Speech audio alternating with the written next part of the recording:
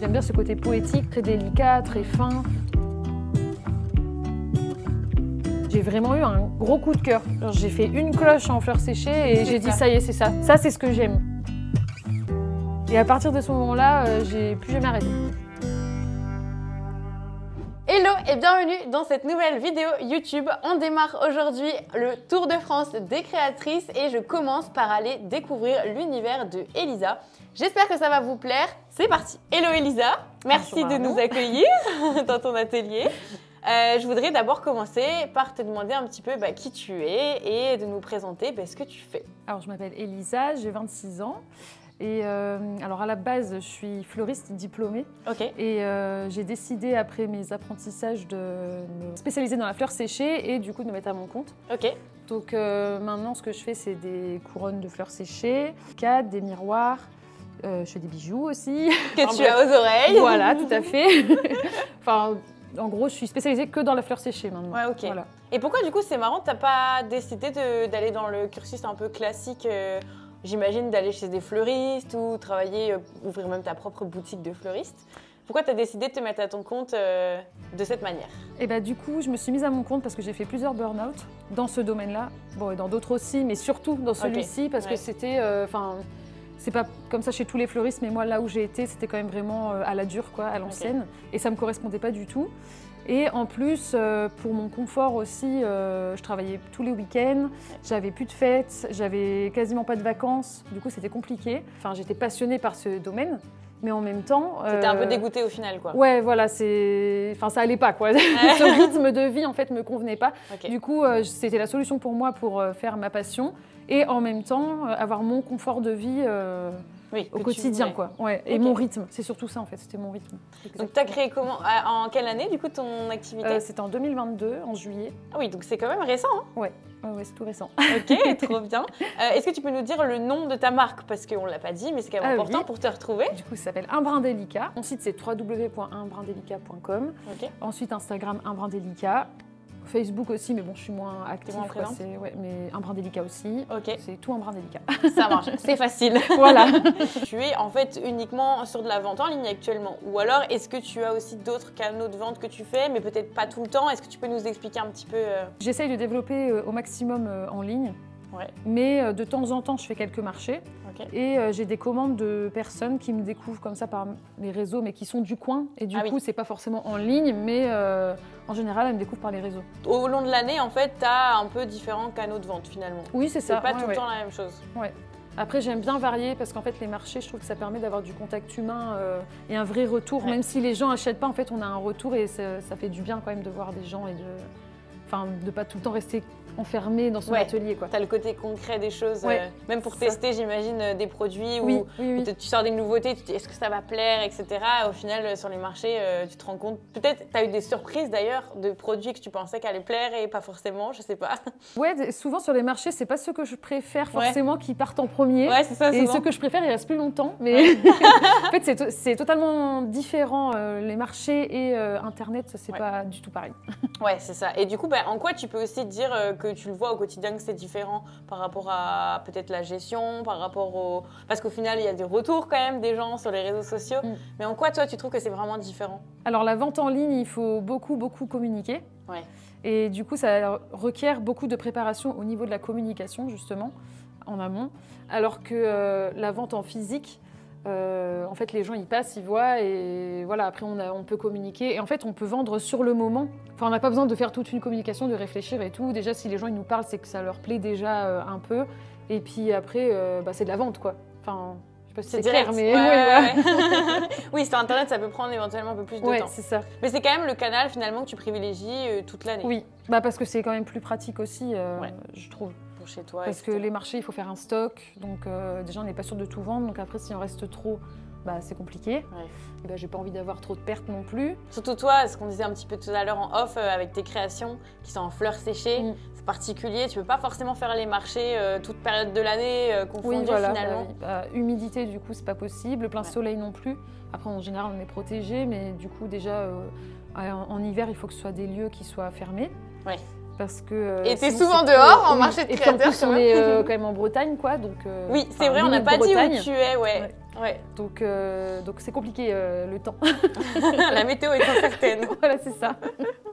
Alors j'avais quelques petites questions pour nous parler un petit peu de ton lancement finalement, de si on veut se lancer dans la création d'objets, de décorations, d'accessoires avec des fleurs séchées. Quel matériel on aurait besoin? Qu'est-ce que tu as eu comme besoin d'investissement au début? Quel matériel tu utilises au quotidien? Est-ce que tu peux nous parler un petit peu de ça? J'ai beaucoup investi, mais tout n'était pas nécessaire. Ouais, c'est intéressant. En fait, justement, je pense que c'est une des grosses erreurs qu'on fait au début, c'est qu'on veut investir parce qu'on est trop content. Et puis, du coup, oui, je veux plein de fleurs, je veux plein de trucs et tout. On n'est pas forcément organisé. Surtout que moi, j'ai fait ça un peu, pas à l'arrache, mais j'ai fait ça dans un élan de je suis trop contente. Et puis, au final, j'ai investi dans des choses qui n'étaient pas forcément nécessaires. Et après, j'ai regretté, quoi. Je pense qu'il faut avoir un endroit où on peut travailler, même si c'est son salon, mais en tout cas, il faut qu'on soit sûr d'avoir un endroit qu'on peut avoir pour soi, parce que je trouve que c'est hyper important. Et puis après, j'ai investi dans un bon téléphone pour pouvoir communiquer. Ok. Et du coup, ça, donc, quand tu dis communiquer, prendre des photos, en fait, c'est ça, c'est ça. Photos et vidéos, du coup, Ça, du coup, je regrette pas parce que c'était, ça me sert bien. Ça Très me utile encore, pour la vente en ligne. Voilà, c'est essentiel même, je dirais. Ouais. C'est même presque plus essentiel qu'avoir un lieu spécial. Enfin, ça revient en numéro 1 finalement, le fait d'avoir un bon téléphone, gérer les réseaux. Après, on peut faire un petit endroit joli sur le moment. Par contre, le téléphone, s'il ne fait pas des jolis... Enfin, si c'est pas net, si c'est pas... Mais d'ailleurs, tu m'as pas parlé tout à l'heure que tu avais une expérience de photographe aussi? Oui. Donc toi, tu connais un petit peu. Ouais, ok. Pour le plaisir, du coup? Alors non, j'ai fait des études... en fait, j'étais en école privée, du coup, sur Paris. Ok. C'était un cursus de 3 ans et moi, j'ai fait que 2 ans. Parce que c'était trop... c'est pas forcément superficiel, mais moi, ce qu'on m'apprenait, c'était dans le superficiel. Du coup, ça me correspondait pas. Okay. Et du coup, j'ai décidé d'arrêter. Et puis de faire une année, on va dire, pas sabbatique, parce que j'ai travaillé dans la vente, justement. Une année de pause, quoi. Mais voilà, une année de pause pour réfléchir à ce que je faisais. Mais du coup, la photo, ça te parle, pour le coup? Oui, ça me parle. Et j'aime ça. Et ça doit t'aider, en plus, aujourd'hui. Oui, beaucoup. Ouais.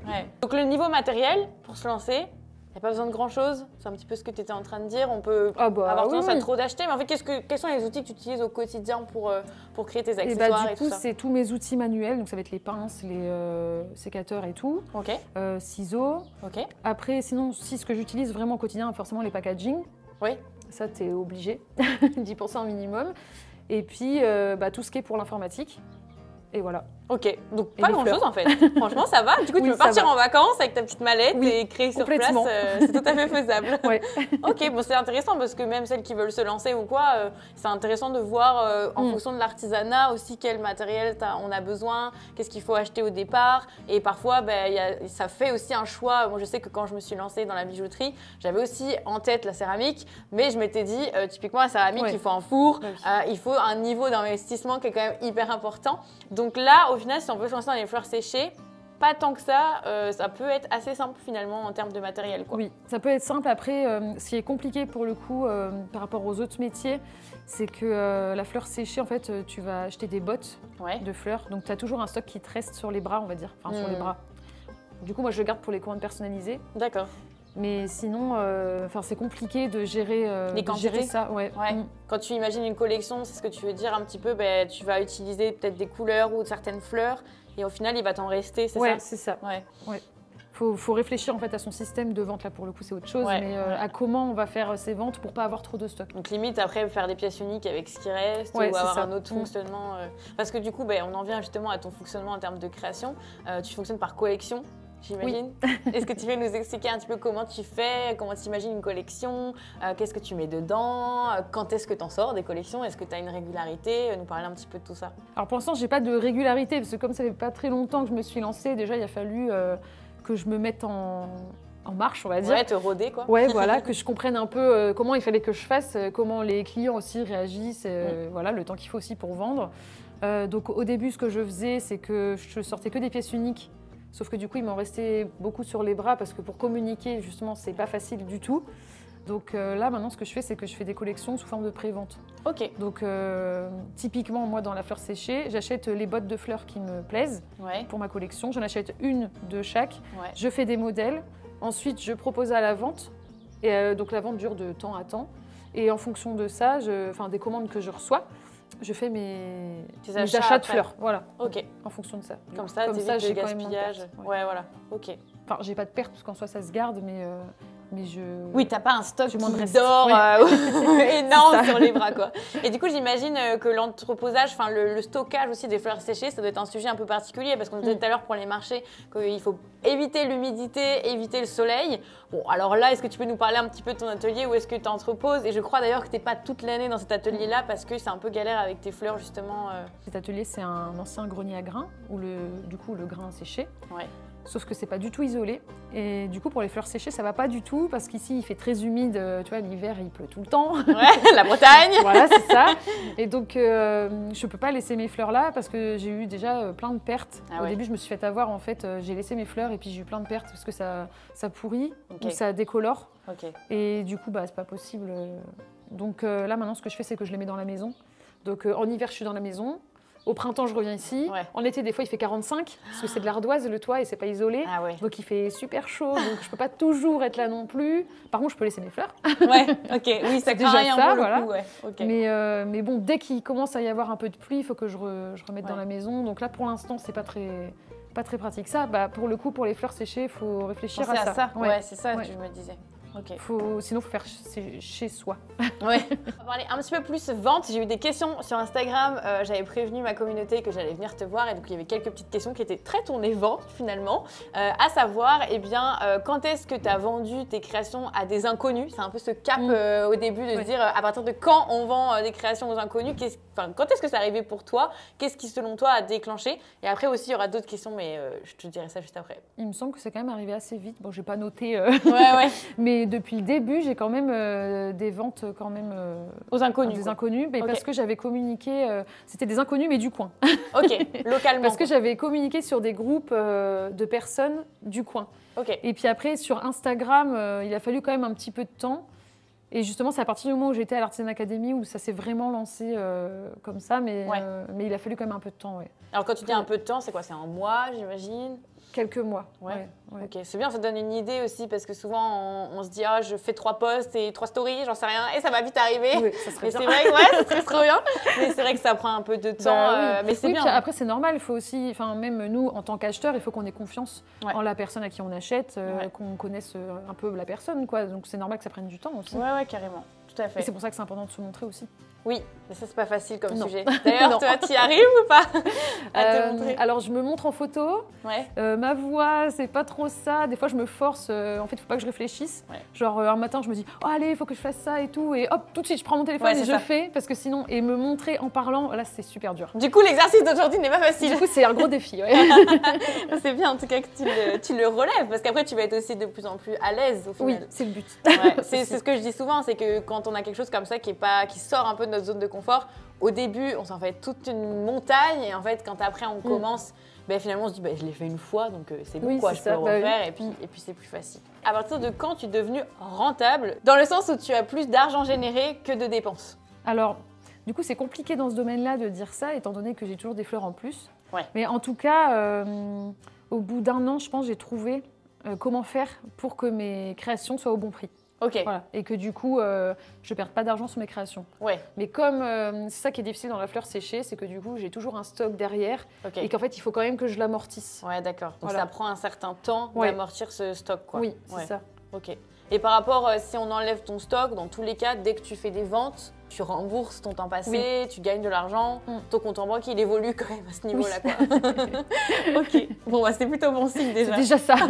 Après, c'est pareil, ça m'a pris beaucoup de temps déjà pour assumer mes prix aussi. Parce qu'au début, on a le syndrome de l'imposteur et tout. Je l'ai toujours, d'ailleurs. Je sais pas si ça passe un jour. Mais... Je sais pas. mais oui, il m'a fallu, je pense, une bonne année déjà pour me dire qu'en fait, si je ne vends pas au bon prix, je laisse aucune chance à mon entreprise. Parce que c'est ça aussi qu'il faut voir, c'est que si tu vends en dessous, dans 3 ans, ton entreprise, en fait, tu ne peux pas la garder, quoi. Si on creuse dans les sous, ils vont pas arriver comme par magie sur le compte en banque, quoi. Malheureusement. Mais en fait, c'est tout un cheminement à faire aussi, il faut des déblocages. Et voilà, ça se fait pas tout seul, quoi. Ça prend du temps aussi. Après, quand on se rend compte au bout d'un moment que ah oui, là c'est compliqué, là il y a des petits déblocages qui se font. Ok. Quel est le produit que tu vends le plus? Les couronnes. Ah ouais? Ouais. Pourquoi? J'hésite. J'hésite parce que je te dis les couronnes, mais les boucles d'oreilles aussi, j'en vends beaucoup. C'est lié au produit que tu aimes le plus fabriquer, du coup, comme tu disais tout à l'heure, peut-être pas forcément. Bah, en tout cas, j'ai remarqué que ceux que je préfère, c'est ceux que les gens préfèrent. Ok. Après, en termes de vente, après, moi-même, j'ai du mal à départager celles que je préfère. Alors, Et t'as pas une préférence en termes de fabrication, un type de produit que tu adores fabriquer et d'autres tu dis bon, j'aime le résultat, mais la fabrication en elle-même, c'est pas forcément celle que je préfère. j'adore faire les miroirs Ok. et j'adore les boucles d'oreilles. Ok. Et pourquoi du coup plus que les autres? Je sais pas pourquoi. Ah ouais. Je pense que c'est alors c'est beaucoup de collage du coup. Ok. Et c'est super minutieux Hmm. et du coup c'est un moment où je me mets dans ma bulle. Je suis concentrée dans mon collage et voilà, je suis bien quoi. C'est méditatif un Ouais, peu. ouais, c'est exactement ça. Ouais. Ouais. C'est vrai qu'on a toujours, enfin moi aussi j'avais le cas dans les bijoux, où il y avait certains bijoux où j'adorais le résultat, en tout cas fini, mais à fabriquer c'était pas ce que je préférais. Et d'autres, en fait, qui me mettaient comme ça dans cette bulle où on réfléchissait plus. Et en fait, les techniques utilisées, la façon de fabriquer faisaient que c'était ce que je préférais faire au final. Donc c'est intéressant, il y a toujours des produits qu'on aime plus ou moins. Ah bah oui, c'est sûr. Je voulais parler un petit peu maintenant d'inspiration. Inspiration dans le bon sens et dans les limites que ça peut avoir aussi. Et je voulais commencer par le sujet un petit peu le plus compliqué, entre guillemets. C'est comment tu vois la concurrence et le fait qu'il y ait d'autres créatrices aussi de fleurs séchées, parce que c'est pas quelque chose de complètement nouveau. Hein. Ah bah oui. Voilà. Mais comme plein d'artisanat au final. Et bah alors pour moi c'est compliqué. Pas dans le sens où j'accepte pas la concurrence, au contraire. Je trouve ça super qu'il y ait plein de gens qui fassent de la fleur séchée et c'est génial. Par contre, j'ai tendance à me comparer. Ouais. Et ça, c'est un peu difficile pour mon moral, quoi, parce que du coup, j'ai tendance à me dire que tout ce que les autres font est mieux que ce que je fais. Donc moi, ce que je fais, c'est que maintenant, j'ai arrêté de suivre les personnes qui font des fleurs séchées. Okay. En fait, c'est une décision que j'ai prise, même si j'aime bien voir ce que les autres font. Pour mon moral, à un moment donné, je me suis dit, bah là, il faut que j'arrête parce que c'est pas sain, en fait. Enfin, moi, la relation que j'ai avec ça n'était pas saine. Il y a des gens, ça les booste, mais moi, non, c'était vraiment pas... C'est peut-être du coup le syndrome de l'imposteur. Ou... Ouais, ça joue potentiellement. Mais c'est intéressant parce que du coup, il y a plein de créatrices, je pense, qui sont dans ton cas, mais qui n'osent pas justement faire ce cap de se dire « Ok, pour moi, c'est ma limite, ça ne m'aide pas en positif, donc j'arrête. » quoi. Et on peut vite avoir tendance à se dire « Mais non, il faut que je regarde ce qui se fait, etc. » Et effectivement, si c'est du côté négatif...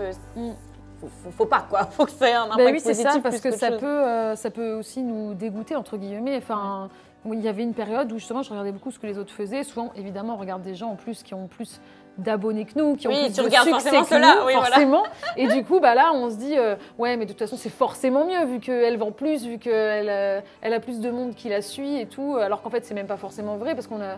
En fait, moi, ce que j'aime dans l'art justement, dans l'artisanat, c'est que tout est différent. En fait, on pourrait faire la même couronne, ça serait différent et c'est une sensibilité différente.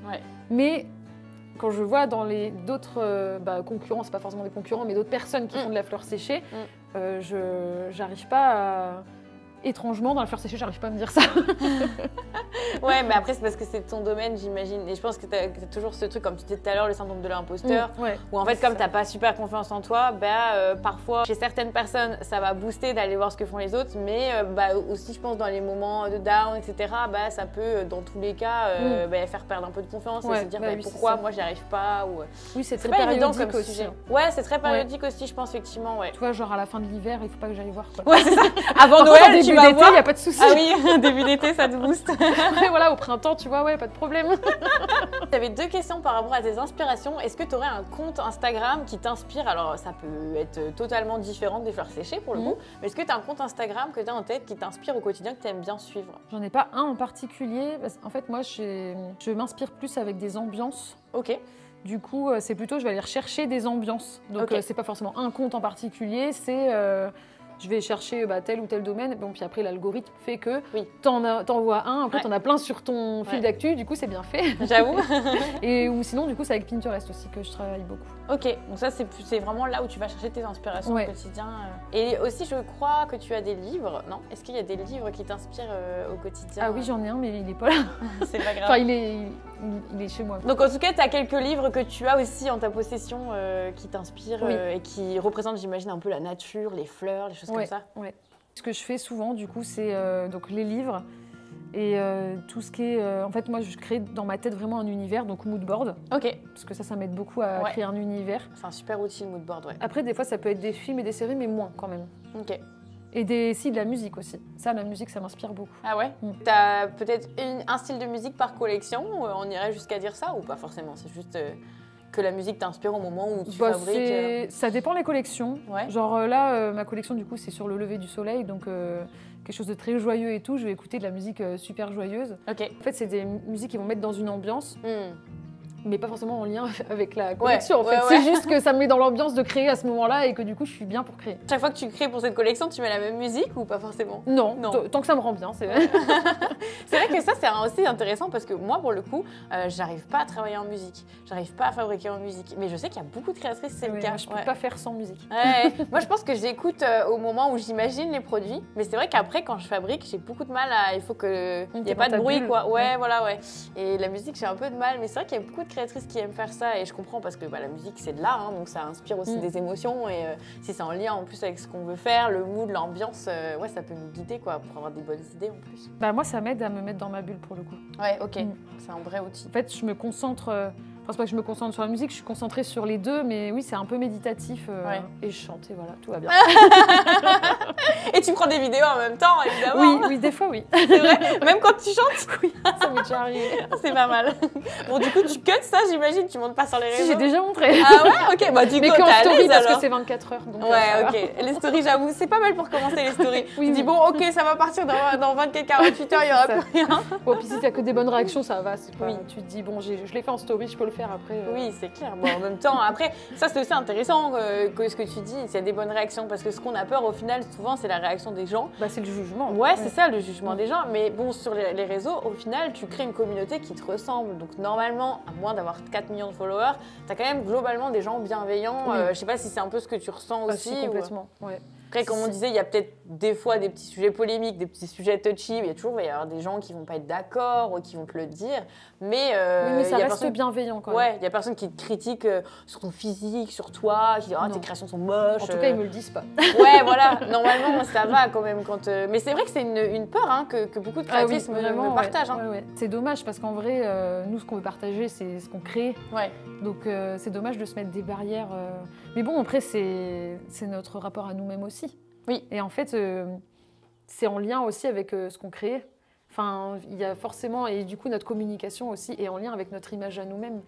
En fait, au final, et ça, je ne me rendais pas compte avant, mais en me lançant, je me suis rendu compte que l'image que tu as de toi-même, c'est super important. Et en fait, tu la travailles aussi quand tu crées. Ouais, c'est ça. Et quand tu fais ta communication, etc. Et petit à petit, plus tu prends confiance aussi en toi. Je trouve que c'est un peu un cercle vertueux parce que normalement, plus tu partages sur les réseaux, plus tu as de retours. Et comme on dit, les communautés restent quand même à taille humaine, donc c'est plutôt bienveillant. Et donc ça t'enrichit, ça te booste. Et puis du coup, plus tu es boosté, plus tu vas aussi peut-être plus montrer, faire des créations qui sortent plus de ta zone de confort ou qui te dévoilent plus, où tu mets plus de sensibilité, etc., où tu racontes plus de choses sur toi. Totalement.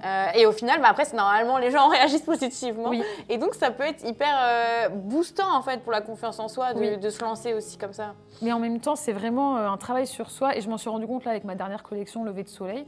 Quand je l'ai créée, c'était vraiment... genre, ça sortait de moi. Enfin... Ça me tenait vraiment à cœur. Je sais pas pourquoi cette collection-là, elle m'a fait quelque chose, quoi.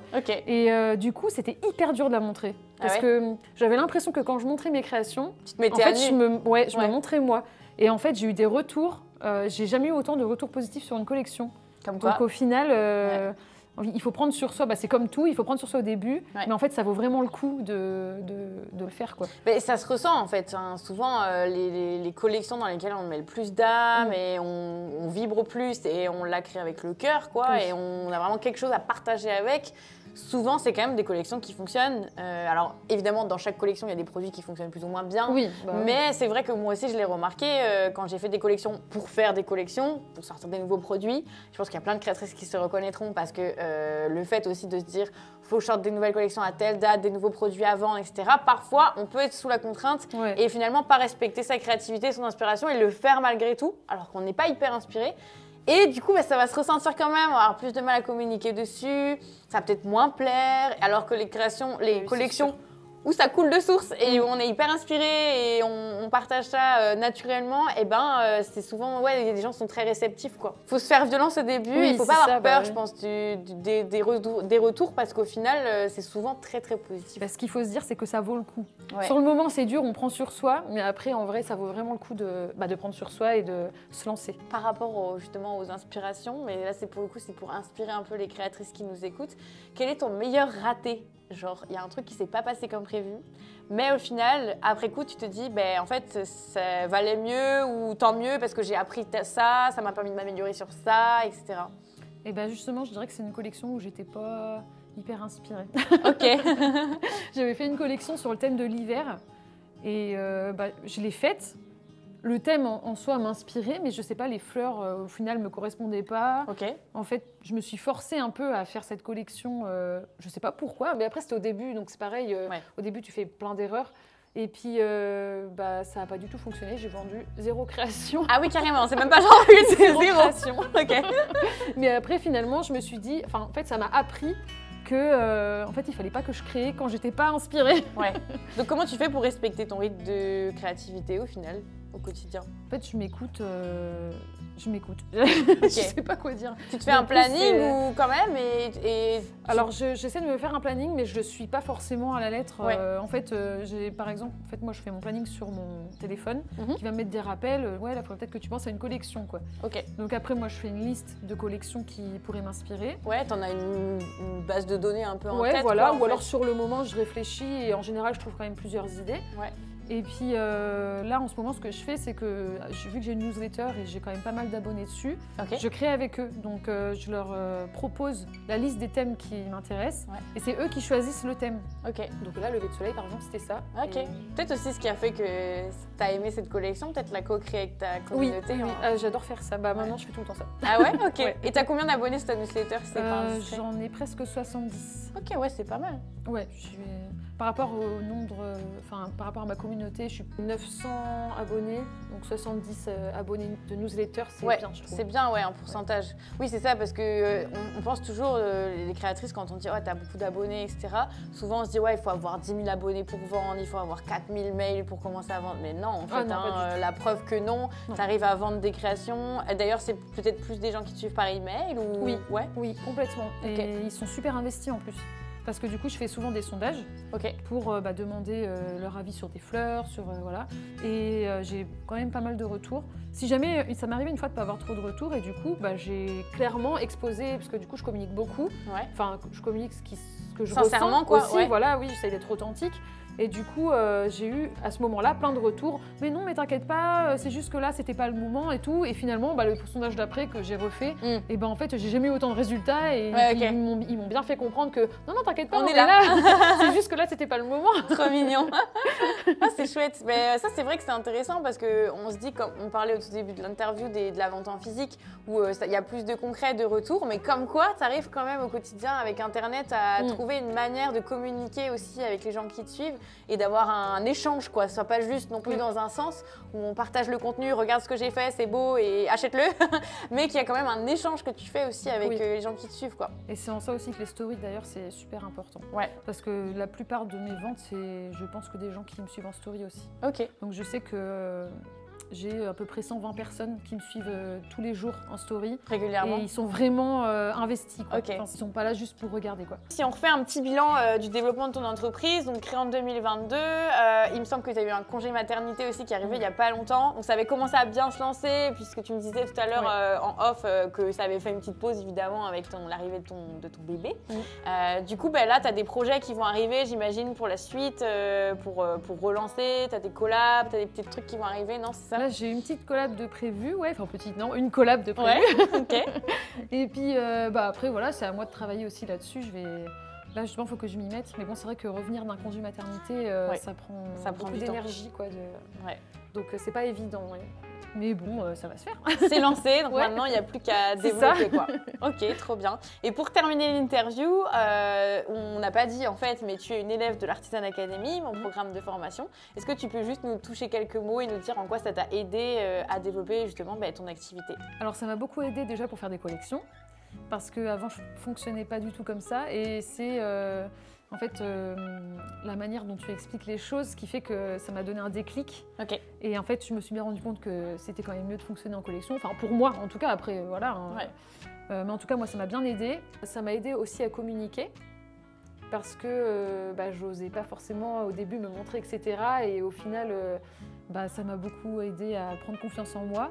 Et surtout, pour moi, le plus important, c'était accepter mes prix. Ah oui. Ouais. Et là, en fait, c'est pareil. En fait, ça m'a bien montré que, de toute façon, en fait, t'as pas le choix. Il faut être rentable. En fait, oui, voilà, t'as pas le choix. Et à un moment donné, si t'acceptes pas tes prix, tu peux pas en vivre. Et en fait, ce déclic, je l'ai eu grâce à l'Artisan Academy. Ok. Et il y a aussi le fait que, du coup, j'ai rencontré quand même des personnes sur les réseaux. Ouais. J'ai échangé avec pas mal d'autres élèves. Et du coup, au final, ça fait une communauté où on s'est entraidés et tout. Quand on a un coup de mou, en général, on se parle. Et ça booste. Ça n'a pas de beaucoup. prix, ça. C'est ouais, vrai que... Ça, c'est vraiment... ça, c'est trop bien. C'est vraiment au quotidien, ça fait du bien d'avoir ce soutien-là. Puis même, j'imagine, de partager les progressions, Ouais. de s'encourager, puis de voir qu'en fait, on est tous dans le même bateau, on commence tous à un oui, point A et il faut avancer, en fait. quoi. Ouais, Ouais. voilà, c'est ça. Ouais. Merci en tout cas, Elisa. Merci à toi. J'espère que cette interview va inspirer pas mal de gens, que ce soit sur la thématique des fleurs séchées ou de créatrices qui auraient pris des petites idées, des petites inspirations de ton parcours. Et puis, comme je disais tout à l'heure, il y a une autre vidéo où on fait le tour de ton atelier, mais il y a aussi une autre vidéo où on va fabriquer ensemble un attrape-soleil. Donc, restez bien par ici et on vous met de toute façon tous les liens en description de la vidéo pour aller découvrir toutes les vidéos qu'on a fait avec Elisa. Merci Elisa et à bientôt!